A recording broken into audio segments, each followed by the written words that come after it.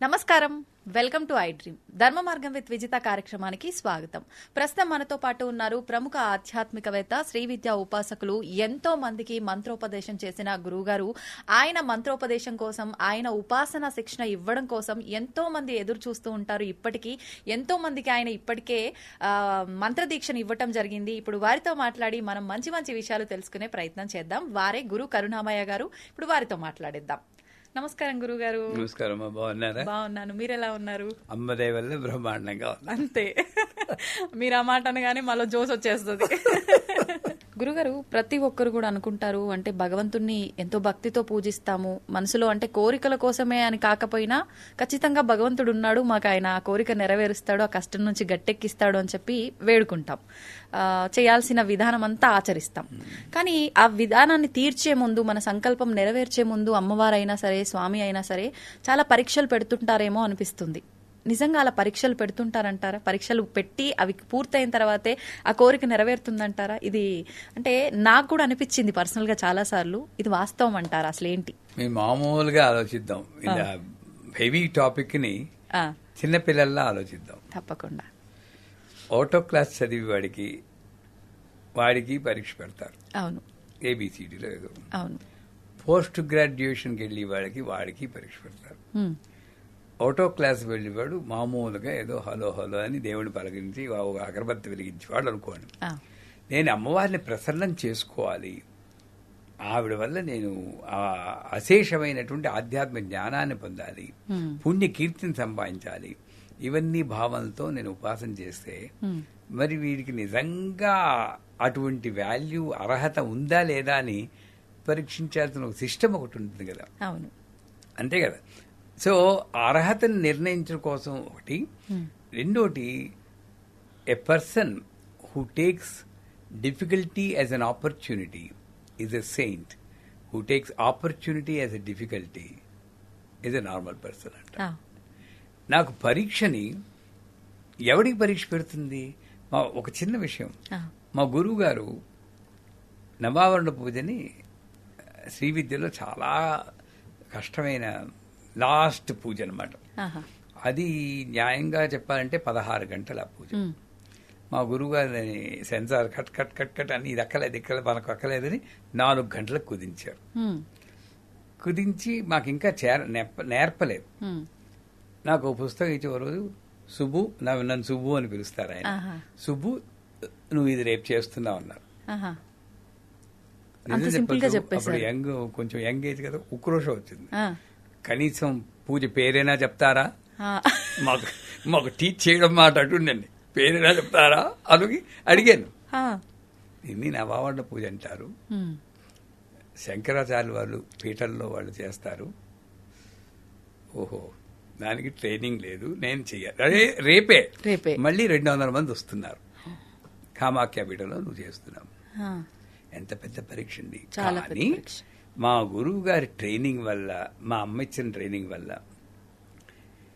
ఏదో నాలో కెపాసిటీ లేకపోతే మా గురువు అంత పరీక్ష పెట్టడు, ఆయనే ఇస్తాడు స్ట్రెంగ్త్ అన్నారు. మార్పు నాలో వచ్చింది.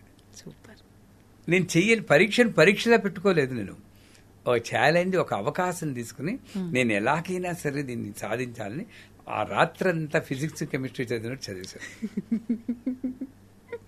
మర్నాడు చేసాను 200-300 తప్పులతో చేస్తుంటాను.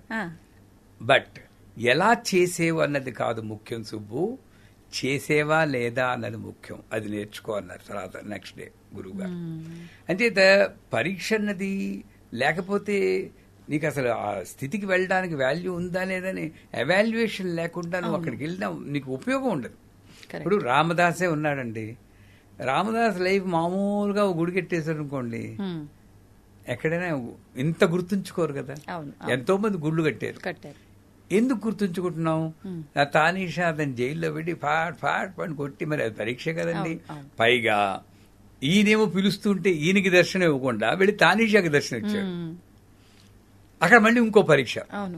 ఆ పరీక్షలో ఒకసారి బ్యాలెన్స్ తప్పి ఎవడబ్బా సొమ్మ నికులుగుతూ ఉన్నావు నోరు దారి అనేసాడు. అనేసి వెంటనే గుర్తొచ్చి దెబ్బల కోరవలేక అబ్బా అని పిలిచాను ఎవరుకోకు నాయన పోయి. తెలుసుకున్నాడు తన తప్పుని తాను. అంత చనువు ఉండేది ఆ తరంలో. భగవంతుడంటే ఒక ప్రత్యేక రూపం కాదు, నాలో ఒక భాగం అన్న ఆ క్లోజ్నెస్ ఉండేది. అంచేత పరీక్ష అమ్మ అనుగ్రహం దగ్గరికి వెళ్ళి కొలిది 100% ఏదో రకంగా ఒక బంగారమే ఉందండి. బిస్కెట్ లా ఉంటుంది. బిస్కెట్ ఏం చేస్తారండి, తింటారా? మరి నగేసుకోవాలా? నగేసుకుంటే కొలిమిలో కాల్చాలా? నీకు ఒక రూపు ఇవ్వాలంటే బంగారాన్ని ఎలా కాలుస్తున్నావో అలాగే నీకు ఒక రూపు ఇవ్వాలంటే అమ్మ కూడా నిన్ను అలాగే కాలుస్తుంది. అంటే బంగారంలా కాదు, పరీక్ష పెడుతుంది. నేనేమనుకోవాలి, పరీక్షలు వచ్చి కొలిది. ఎంత పాండవులకి ఎంత పరీక్ష రాలేదు. కుంతిదేవుంటుంది వచ్చి జన్మ అంటున్నా కూడా నాకు ఇలాంటి జన్మ ఈ తల్లి, ఎందుకంటే ఎంత బాగా నీవు దగ్గరయ్యావు అని అనుకుంటుంది కదా. అంచేత పరీక్షల్ని నేను అమ్మకి దగ్గరయ్యే ఒక ఉపకరణం కింద నేను భావిస్తే నేను పరీక్ష కింద భావించను. ఎన్ని పరీక్షలు పెట్టారు మా గురువు గారు కానీ నా జీవితంలో కానీ విపరీతంగా వచ్చాయి. పెద్ద టాపిక్ అది. అంటే పరీక్ష పెడుతుందంటే 100% పెరుగుతుంది. మరి నువ్వు కోరుకున్నది లేదా నోరు మూసుకుని మామూలుగా ఒకరి తెలుగుతూ కూర్చో, పర్లేదు, నేనేమీ పరీక్ష పెట్టను. కానీ ఇక్కడికి రావాలి అంటే వారు చరిత్ర పుణ్యకీర్తి సంపాదించి అమతిర్మేధ శృతి స్మృతిరంతమా పుణ్యకీర్తి పుణ్యలభ్య. పుణ్యకీర్తి ముందు అమతిర్మేధ శృతి స్మృతి అన్న పదాలున్నాయి. అంటే నువ్వు ఏ ఆలోచన వచ్చినా సరే దానికి లొంగకుండా ఈ ఆలోచన అమ్మ వల్లే వచ్చింది, ఆలోచన ముందు అమ్మ ఉంది అన్న స్థితికి నువ్వు చేరాలి. దానికి పరీక్ష పెడుతుంది. శృతి స్మృతి, వేదము ఉపనిషత్తు చదువుకోవాలంటే నీ కంటతా వచ్చిందంటే 64 ఏళ్ళు పడుతుంది 4 వేదాలు పట్టుకుంటే అనేది ఎవరో చెప్పారు. 16 ఏళ్ళు ఒక వేదానికి. అంత వయసు మన దగ్గర లేదు. అంటే వేదం వచ్చిందా అని చూడకుండా వేద సారం నీకు వంట పెట్టిందా అని అక్కడ పరీక్ష పెడుతుంది. శృతి అనుత్తమ, నువ్వు మామూలు వాళ్ళగా ఉన్నావా లేక యునిక్ గా ఉన్నావా? రోడ్డు మీద ఎవడో గిలగలా కొట్టుకుంటూ ఉంటాడు, నువ్వు వీడియో తీసి యూట్యూబ్ లో పోస్ట్ చేసుకుంటున్నావా లేక వాడికి ఏమైనా సాయం చేస్తున్నావా? ఆ పరీక్ష పెడుతుంది. రేపు నీకు ఒక పరీక్ష పెడుతుంది. అనుత్తమ, నువ్వు ఎందుకంటే ఒక చరిత్రలో మిగిలిపోతావు. ఎంతమంది గుర్తుంచుకుంటున్నారు? మనం పోయామనుకోండి, ఎంతమంది గుర్తుంచుకుంటారండి? మన ఫ్యామిలీ మెంబర్సే 10 నెల రోజులు 3 నెలలు గుర్తుంచుకున్న తర్వాత మళ్ళీ మామూలే అయిపోతుంది. మళ్ళీ రమణ మహర్షి, రామకృష్ణ పరమహంస, శంకరాచార్యులు వాళ్ళని ఎంతమంది గుర్తుంచుకున్నారు? మహాత్మా గాంధీ వాళ్ళు యూనిక్ పర్సనాలిటీ. వాళ్ళు ఎంత అనుభవించారు, జైళ్ళకి వెళ్ళారు. క్యాన్సర్ వస్తే ఆ పురుగు కింద పడిపోతే మళ్లీ పురుగును పీచి పెట్టారు. ఏమీ మామూలుగా ప్రాపంచికంగా మనం అనుభవించేది ఏది అనుభవించలేదు. అదే పెద్ద పరీక్ష వాళ్ళకి. చేత పరీక్ష పెడుతుందా అంటే 100% పెడుతుంది. కానీ ఆ పరీక్ష తట్టుకుని శక్తి కూడా ఆవిడే ఇస్తుందన్న నమ్మకంతో ముందెళ్తే పరీక్ష ఒకసారి దాటి అటు వెళ్ళేవా ఆ చంద్రార్కం మనం ఉంటాం. అది మాత్రం సత్యం. నా జీవితంలో మొట్టమొదటి గురువుగారి దగ్గరికి వస్తే నేను నీ జీవిత లక్ష్యం ఏమిటంటే చాలా రోజులు కొన్ని వేల మంది నన్ను గుర్తుంచుకుండాలి, మంచిగా గుర్తుంచుకుంటూ ఉండాలి. వీడురా ఇదిరా జీవితం అనుకుంటే అన్న జీవితం నాకు వచ్చేటట్టు అనుగ్రహించండి నన్ను. సూపర్. ఎందుకంటే నాకేం కోరికలేదు. కానీ చాలా తక్కువ ఆలోచిస్తారు ఇలా కదా గురుగారు. అంటే గురువు ఇచ్చిన అనుగ్రహం అదృష్టం అనుకోండి. అదే, అంతకన్నా లేదు నాకు ఏమి. ఇప్పుడు కూడా అంతే. ఇప్పుడు నాకు తృప్తే. నేను వెళ్ళిపోయినా కూడా తరతరాలు నన్ను అనుకుంటూ ఉంటాను. నాకేం బెంగలేదు. వెనక్కి తిరిగి చూస్తే తృప్తే గాని నాకు బెంగలేదు. ఆ జీవితం రావాలి అంటే నేను పడ్డాను, ఎన్ని పడతాం, విపరీతంగా పెద్ద పెద్ద స్వామీజీలు, శంకరాచార్యులు వారు వాళ్ళందరూ పడ్డారు. అగ్ని ప్రయోగం జరిగింది ఆయన మీద. ఇవన్నీ తట్టుకుని అమ్మ అనుగ్రహంతో నిలబడ్డాడు గనకనే ఇంతెందుకు ప్రహ్లాదుని తీసుకోండి. అవును, హిరణ్యకశిపుడు ఎన్ని హింసలు పెట్టలేదు, ఒక్కసారైనా మానేడా? మన వాళ్ళు ఆ ప్లేస్ లో ఉంటే బాబు సరెండర్ అయిపోతాం కదా. దేవుణ్ణే తిట్టేస్తుంటారు.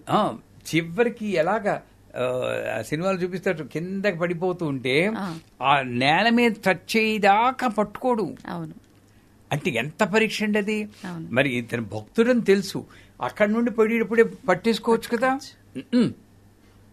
కిందకి పడిదాకా నువ్వు నమ్మకం పెట్టుకుంటావా, అప్పుడే నేను దొరుకుతాను. ఇవన్నీ మనకి నిదర్శనాలు. చేత మనం మన జీవితంలో అటువంటి పరీక్షలే వాళ్ళు తట్టుకున్నారంటే ఇవన్నీ చిన్న చిన్నవే అనుకున్నామా, ముందుకెళ్తాం. అద్భుతం గురుగారు. నిజంగా ప్రతి ఒక్కరు ఈ భావనతో ఉండాలి. నిజంగా ఇప్పుడు ఇది వినగానే అనిపిస్తుంది వెంటనే ఇది పాటించాలి, ఇలాగే ఉండాలి అని. మరో క్షణం నార్మల్ ఇలా అయిపోతుంది. అంటే అందరూ శ్మశాన వైరాగ్యం, ప్రసూతి వైరాగ్యం, పురాణ వైరాగ్యం ఇలా వైరాగ్యాలు ఉండకుండా నిజమైన వైరాగ్యం మనం అలవర్చదు. సుషుప్తి అంటే అసలు కల కూడా ఉండదు, అటువంటిది అది కాదు. అంచేత నేను లేనప్పుడు నాకు పీరియడ్స్ ఎలా వస్తాయి? మెలకొచ్చేకే నా స్థితి నాకు గుర్తొచ్చింది. అవును. అంచేత ఇంకోటి ఏంటంటే ఆ స్థితిలో వచ్చిన ఈశ్వరుడికి తెలుసుగా నీకు పీరియడ్స్ ఉన్నాయని తెలుసు. అయినా సరే వచ్చేటంటే అది దోషం లేదనే కదా. నువ్వు దాన్ని సరిగ్గా అర్థం చేసుకుని నా దోషం ఉందని నువ్వు క్రియేట్ చేసుకుంటున్నావు కదా దోషం. అవును. ఆ ఈశ్వరుడు సర్వాంతర్యామి, సర్వజ్ఞ అన్ని తెలిసినవాడు. ఈ అమ్మాయికి పీరియడ్స్ ఉంది, నేను కళ్ళలో రాకూడదని అనుకుని రాకుండా ఉండాలి కదా మరి న్యాయంగాను. అంతే. వచ్చేడు అంటే నీ ప్రయత్నము, నీ ప్రేమేం లేకుండా వచ్చిన దానికి నీ బాధ్యత ఎంత మాత్రం లేదు. ఇకపోతే మా గురువుగారు చెప్పారు, రెండు ఉన్నాయి, విజన్ అండ్ మెమరీ లీక్ అని. కళలు అనేవి మోస్ట్లీ మెమరీ లీక్. ఈవిడికి 3 వంతులు శివరాత్రి ముందు వచ్చి ఉండాలి కథ కళ. ఇది శివుడి గురించి ఆలోచిస్తుంటా కదా, శివరాత్రి ముందు కాబట్టి శివుడు వచ్చేస్తాడు. అవన్నీ మెమరీ లీక్లు. అంచేత మోస్ట్లీ మెమరీ లీకే ఉంటుంది. విజన్ అంటే ఏమిటి అని మా గురుగారు అడిగితే, నీకు ఇంత ముందు చూడనటువంటి ఆకారాలు కానీ చూడలేటువంటి దృశ్యాలు కానీ కనబడితే నీ మెమరీకి బియాండ్ యువర్ మెమరీ, అది విషన్ అని గుర్తుంచుకోవాలన్నారు. ఇప్పుడు మా కళలో మధురై మీనాక్షి కనబడింది, మంచిదే, మెమరీ లీక్. ఆకాశంలోని పుష్పవర్షం కురిచింది, మెమరీ లీక్. కాకపోతే అరటి చెట్టు నుండి కలువు పువ్వు వచ్చింది, బుర్ర తిరిగిపోతుంది. ఎలా వచ్చింది? ఏదో ఉద్దేశం ఉంది. దీని మళ్ళీ వ్యాఖ్యానాలు చెప్పమని అడుగుతుంటాను. నాకు నా గురుగారితో కూర్చున్నప్పుడు కుంభాభిషేకం అప్పుడు ఇక్కడ కూర్చో జపం, కళ్ళు మూసుకో అన్నాడు. అప్పుడు కళ నిద్రపోలేదు కూడా. మూసుకుంటే చుట్టూరా ఉన్న జనాలకు బదులు గాజులేసుకున్న చేతులు వచ్చి, భూమి మీద నుండి చేతులు వచ్చి ఇలా మా మీద అక్షతలు వేస్తుంది. మా మీద అక్షతలు పైనుండి పడాలి కానీ భూమి మీద నుండి రావడం ఏమిటి? అలా చూస్తూనే ఉన్నానమాట. లోపల మా గురువు గారి గురుపత్ని అన్నపూర్ణాంబ వచ్చి, ఎరసుబ్బు ఇక్కడున్నావేంటి? ఇక్కడే ఉన్నాను, గురువుగారి పక్కన కూర్చున్నాను. లేదు, ఇక్కడ ఉంటుంటే సహస్రాష్ట్ర దగ్గర కూర్చుని నువ్వు లలిత సహస్రం చదువుతున్నా, నేను వినొచ్చాను. అంటే ఏమిటి? ఆ టైంలో శరీరానికి అతీతమైన అనుభవం కలిగింది. నేను ఇలా చూస్తున్నాను, నేను ఇక్కడే ఉంటే గురువుగారిని అవే చూసి నవ్వుతున్నారు. అది అనుభవం, అది విషన్ అని చెప్పి. కాకపోతే మరి కళ్ళలో అమ్మవారు కనబడి చేయమంది, అది చేయమంది అనుకుంటే ఓ పాజిటివ్గా తీసుకుని మెమరీ లీక్ అయినా కూడా మంచే కదా, చేస్తే పోయింది కదా, అది మెమరీ విజన్ అనుకుని నాకు అమ్మవారు గుడి కట్టించమంటే శక్తి ఉంటే గుడి కట్టిస్తే మన జీవితం బాగుపడుతుంది, 10 మందికి బాగుంటుంది. అదే ఎవరినో పొడి చేసినట్టు ఒక కళ వస్తుంది అనుకోండి, అది నేను మెమరీ లీక్ అనుకోవాలి. ఎవరి మీద నాకు కోపం ఉంది, అది దానికి మేనిఫెస్ట్ అయిపోయి పొడిచినట్టు అస్సలు పట్టించుకోకూడదు అనాలి.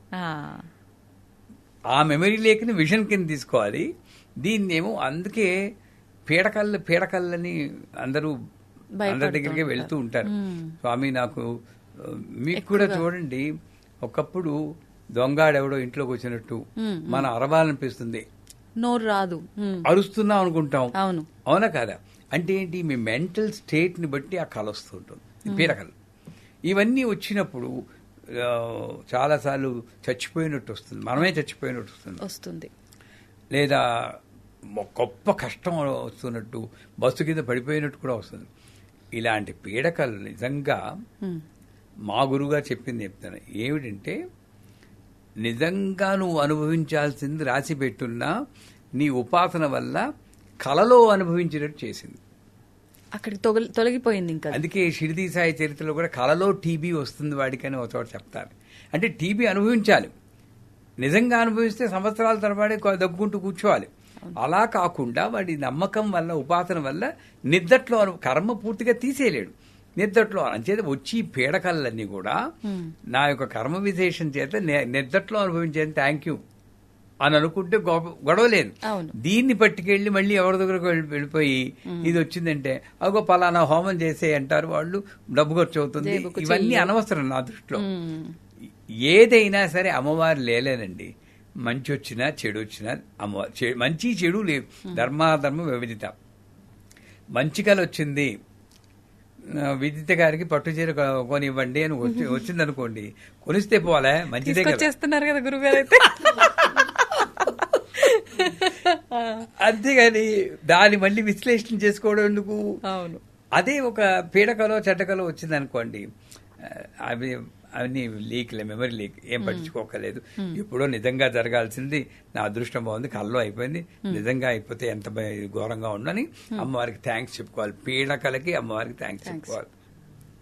అది కరెక్ట్ అయినటువంటి పద్ధతి. ఎందుకంటే కళల్లో అమ్మవారు చెప్పింది నిజంగా వచ్చిందా అంటే నమ్మితే అమ్మ లేకపోతే బొమ్మ అని అంటూ ఉంటారు కదా, అలాగే మంచి నమ్మకం ఉండడం ఎప్పుడు మంచిదే.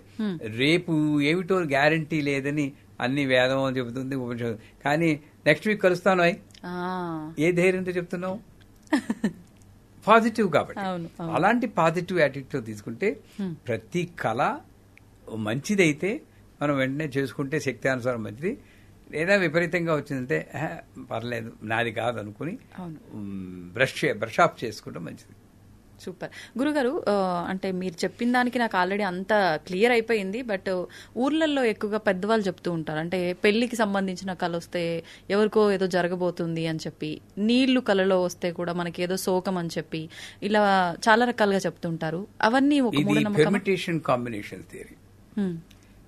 5 మందికి ఈ కళ వస్తే వాళ్ళ ఇప్పుడు మా దీంట్లో శ్రీమంతం అలవాటు లేదండి అంటుంటారు. అవును అవును. ఎందుకు? శ్రీమంతం ఒక 4 సార్లు అటెంప్ట్ చేస్తే ఏ ముసలమ్మ వెళ్ళిపోయి ఉంటుంది, 70 ఏళ్ళ ఆవిడ. ముసలమ్మ ఎలాగా వెళ్ళాలి, వాళ్ళు శ్రీమంతానికి లింక్ పెట్టేస్తారు. ఈ శ్రీమంతం వల్ల ముసలం వెళ్ళిపోయేవారి 3 సార్లు 3 ముసలం వెళ్తే ఇంక శ్రీమంతం మా ఇంట్లో రాలేదు. మాకు ట్రెండ్, మీ టీవీలో ట్రెండింగ్ అంటారు కదా, ట్రెండింగ్ అయిపోతుంది అంతే. అలాగ వచ్చిందే తప్పితే దీనికి దానికి అసలు లింక్ లేదండి.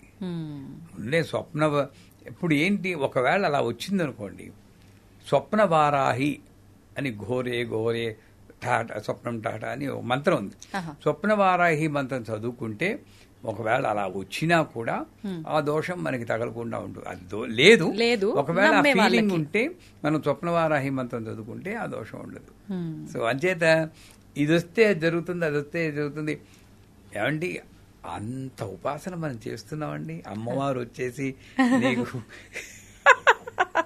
లేదు అంత భక్తి ఎక్కడ చూపిస్తున్నాం మనం? అది ఆలోచించుకుంటే మనకి దీని గురించి పట్టించుకోము. అవును అవును. ఆ స్వప్నవారాయం అంతా చేసుకుని మామూలుగా ఉంటాం.